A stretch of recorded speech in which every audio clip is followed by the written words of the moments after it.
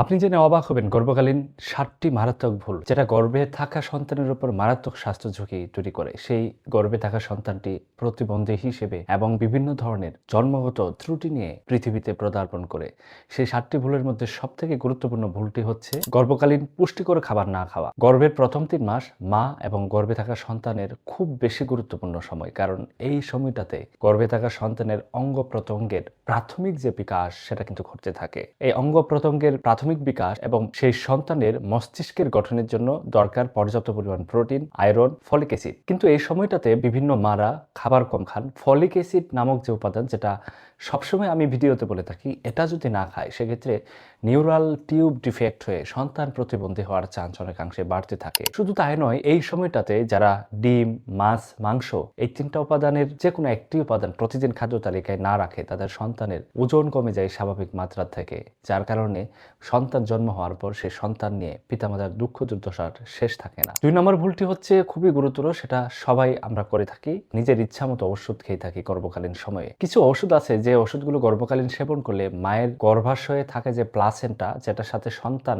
Connected থাকে, এই placenta ভেদ করে সন্তানের শরীরে প্রবেশ করে, যার পরিপ্রেক্ষিতে সন্তানের কিডনি বিকলাঙ্গ হওয়ার চান্স বাড়তে থাকে। আলটিমেটলি সেই সন্তান প্রতিবন্ধী এবং শারীরিক ত্রুটি নিয়ে জন্ম হতে পারে। ৩ নম্বর ভুলটি হচ্ছে পর্যাপ্ত পরিমাণ পানি না খাওয়া। গর্ভের প্রথম ৩ মাস প্রত্যেক মাদের হরমোনাল পরিবর্তনের ফলে বমি বমি ভাবের একটা প্রবণতা দেখা দেয় এবং এই প্রবণতা হওয়ার কারণে সেই মারা গর্ভকালীন পানি পর্যাপ্ত পরিমাণ পান করে না, যার কারণে রক্তে প্লাজমা ভলিউমের পরিমাণ কমতে থাকে এবং গর্ভাশয়ে থাকা প্লাসেন্টাল পারফিউশন কমে যায়। আলটিমেটলি গর্ভে থাকা যে ভ্রূণ বা ফিটাস, তার দেহে পর্যাপ্ত অক্সিজেন সার্কুলেশন এবং পর্যাপ্ত পুষ্টির যে একটা সার্কুলেশন প্রসেস, সেটা কিন্তু কিছুটা ব্যাহত হয় এবং আলটিমেটলি সেই সন্তানের উপর একটা খারাপ প্রভাব পড়ে। ৪ নম্বর ভুলটি হচ্ছে গর্ভকালীন মারা অনেক বেশি স্ট্রেস বা দুশ্চিন্তায় কাটায়, যার পরিপ্রেক্ষিতে স্ট্রেস হরমোন বাড়ে বডিতে এবং কর্টিসল লেভেল বাড়তে থাকে এবং এই দুইটি প্রবলেমের কারণে বাচ্চার যে একটা গ্রোথ এন্ড ডেভেলপমেন্ট যেটা গর্ভাশয়ে ঘটে, সেটার কিছুটা ত্রুটি দেখা দেয় এবং আলটিমেটলি সে বাচ্চা পরিপক্ক হতে অনেক বেশি সময় লাগে এবং সন্তান প্রতিবন্ধী হওয়ার সম্ভাবনা বাড়তে থাকে।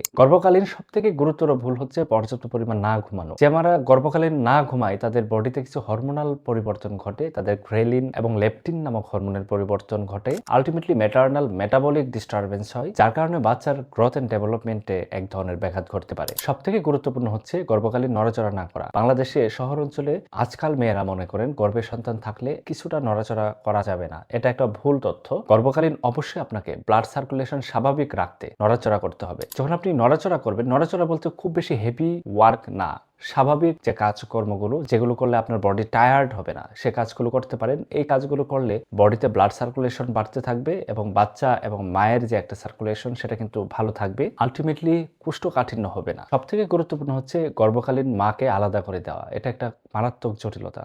গর্ভকালীন প্রত্যেক মাকেই বেশি বেশি যত্ন নিতে হবে।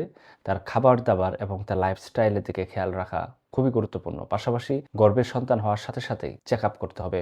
এই চেক আপটাকে অ্যান্টিনেটাল কেয়ার বলা হয়। এটা খুব বেশি গুরুত্বপূর্ণ। এই চেক আপটা যত দ্রুত করা যায় তত দ্রুত করাটাই আপনার জন্য নিরাপদ। সুতরাং গর্ভের সন্তানটি সুস্থ স্বাভাবিক রাখতে প্রথম ৩ মাস অবশ্যই ফলিক অ্যাসিড খাবেন। গর্ভকালীন পর্যাপ্ত পরিমাণ পানি পান করুন। দুশ্চিন্তা মুক্ত লাইফ কাটাতে হবে। প্রতিদিন কমপক্ষে ৮ ঘন্টা একটা মার ঘুম নিশ্চিত করতে হবে। খাদ্য তালিকায় মাছ, মাংস, ডিম, দুধ এই খাবারগুলো অবশ্যই যুক্ত রাখতে হবে। সুস্থ থাকুন, ভালো থাকুন। আপনার আগত সন্তানের সুস্থতা কামনা করে শেষ করছি। আসসালামু আলাইকুম।